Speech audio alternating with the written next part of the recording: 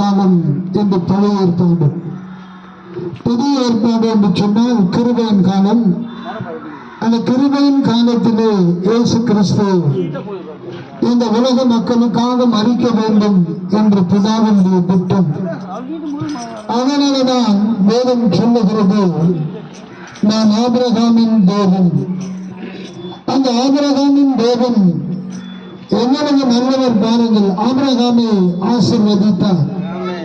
நம்மையும் ஆசீர்வதிக்கும்படியாய் இயேசு கிறிஸ்துவின் மூலமாய் தேவன் விரும்புகிறார்.